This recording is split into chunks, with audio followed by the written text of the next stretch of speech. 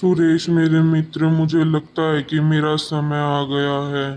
तू मुझे वादा कर कि तू मेरी बेटी का ध्यान रखेगा, इसे अपनी बेटी की तरह रखेगा और इसकी शादी एक अच्छे घर में करवाएगा।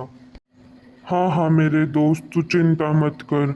मैं तेरी बेटी की अपने बेटे से ही शादी करवाऊंगा और इसको अपनी बेटी की तरह ही रखूंगा। और तू फिक्र ना कर, तू जल्दी ही ठीक हो जाएगा। सुरेश की ये बात सुनते ही वहाँ खामोशी छा जाती है और सब फूट फूट कर रोने लगते हैं। तभी सुरेश सुमित्रा को अपने साथ अपने घर पर लेकर आता है।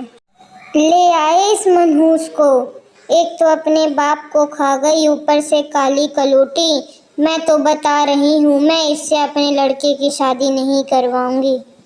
हाँ पिताजी, माँ बिल्कुल सही कह रही है। देखो ना, ये जब कितनी काली कलूटी है, इसके साथ बाहर आने जाने में भी मुझे शर्म आएगी। मैं तो इससे शादी नहीं करूँगा। एक बार अपनी शक्ल भी आईने में देख ले। काला कलूटा तो तू भी है, पर हमने तो तुझे कभी कुछ नहीं कहा और अब तू कुछ नहीं कहेगी अपने लाडले को। बोलना। और तुझे इस लड़की से अगर शादी नहीं करनी है तो मेरे घर से निकल जा और अपनी शक्ल मत दिखाना, फिर सड़कों पर ही पैर मारता घूमना। फिर युग को गुस्सा आता और वो वहां से चला जाता है। फिर कमला वहां पर आती है और उससे कहती है कि तू परेशान ना हो बेटा और उससे शादी कर ले, वरना तेरे बाबूजी तुझे जायदाद से बेदखल कर देंगे और उसको रास्ते से हटाने का तरीका हम बाद में सोच लेंगे। तू बस अभी उससे शादी कर ले। ठीक है माँ, अगर ऐसा ही है तो मैं उससे शादी करने को राजी हूँ, जैसा आपको ठीक लगे। फिर कमला वहाँ से चली जाती है और कुछ दिनों बाद ही युग और सुमित्रा की शादी करवा दी जाती है। युग उससे खुश तो नहीं था, पर अपने बाबूजी के चलते उसको ये शादी करनी ही पड़ी, वरना उसको जायदाद से बेदखल कर दिया जाता। एक दिन कमला की कुछ सहेलियां उसके घर आई हुई थी। वो लोग आपस में बातें कर ही रहे थे। अरे कमला, हमने सुना है तू अपनी बहू ले आई, हमसे नहीं मिलाएगी अपनी बहू को? कहाँ है तेरी बहू? बुला तो जरा उसको। अरे ओ सुमित्रा बहू, कहाँ मर गई कलमुही? बाहर तो निकल, दिख नहीं रहा घर में मेहमान आए हैं, कुछ चाय नाश्ता देगी कि नहीं? कमला के बुलाने पर जब सुमित्रा वहां आती है तो उसकी सहेली कहती है कि अरे कमला, तूने नौकरानी कब रख ली? कितने महीने में पैसे देती है इसको? मैं तो तुझसे कहा ना करती, तू बूढ़ी हो गई है, अब तुझसे काम नहीं होगा। ए लड़की, हमारे घर भी काम कर देगी क्या? मुझसे भी अब काम होता नहीं। अरे रे, ये मेरी बहू है, नौकरानी नहीं। मैं तो कह ही रही थी, जहाँ भी जाएगी वहीं मेरी नाक कटवा कर ही आएगी। यही तो काम अब इसने यहाँ करवा दिया। फिर सुमित्रा अपने कमरे में जाकर रोने लगती है। इसमें मेरी गलती ही क्या है कि भगवान ने मुझे काला बनाया? क्या काले इंसान नहीं होते? उनको कोई जीने नहीं। तभी डोरबेल बजती है और सुमित्रा देखने जाती है कि कौन आया है। ये लड़की कौन है आपके साथ और ये यहाँ क्या कर रही है? ये सुमन है और मैंने इससे आज ही मंदिर में शादी की है। ये मेरी नई पत्नी है और अगर तुम्हें इससे कोई प्रॉब्लम है तो तुम ये घर छोड़कर जा सकती हो। वैसे भी तुम्हारे साथ तो मुझे शर्म आती है और मैं कहीं आ जा भी नहीं सकता। अरे वाह मेरे बेटा, तू तो बहुत गोरी चिट्टी बहू लाया है।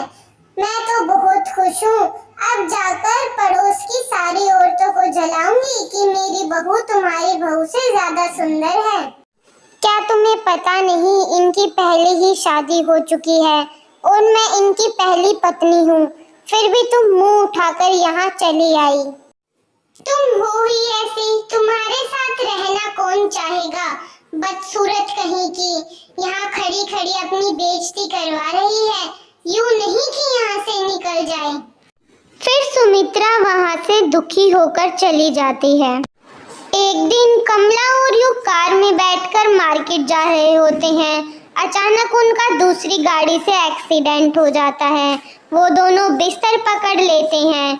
सुमित्रा दिन रात उन दोनों की सेवा करती है। एक दिन सुमन उस कमरे में आकर अपनी सहेली से बातें करने लगती है। पूरे पूरे दिन इनका काम कर कर मैं तो थक गई हूँ बहन। कभी ये दे दो कभी वो दे दो। पता नहीं इनकी पहली बहू सुमित्रा इनको कैसे झेल रही थी। मुझसे तो इनका काम नहीं होगा। मैं तो ये घर छोड़कर जा रही हूँ। इतना बोलकर सुमन वहाँ से चली जाती है और कमला और युग उसकी ये सारी बातें सुनकर अफसोस करते हैं और उनको समझ आता है कि उन्होंने सुमित्रा के साथ बहुत गलत किया। अरे बेटी सुमित्रा इधर आना, मुझे तुमसे जरूरी बात करनी है। माँ जी आप परेशान ना हो, कुछ कहने की जरूरत नहीं। मैं खुद ही ये घर छोड़कर जा रही हूँ। अब आप दोनों भी ठीक हो गए हैं और आपको अब मेरी जरूरत नहीं। बाकी सब सुमन संभाल लेगी।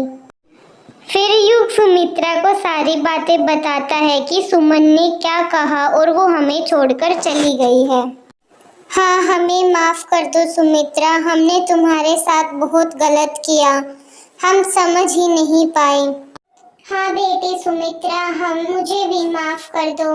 हम समझ ही नहीं पाए कि इंसान की पहचान उसके रंग से नहीं बल्कि उसके स्वभाव से होती है। सुमित्रा समझ गई थी कि उन दोनों को अपनी गलती का एहसास हो गया है। अब हर चीज में वो दोनों सुमित्रा की राय लेते और वो लोग मिलकर एक साथ रहने लगते हैं। ऐसी ही और कहानियाँ देखने के लिए लाइक करें और कमेंट करें।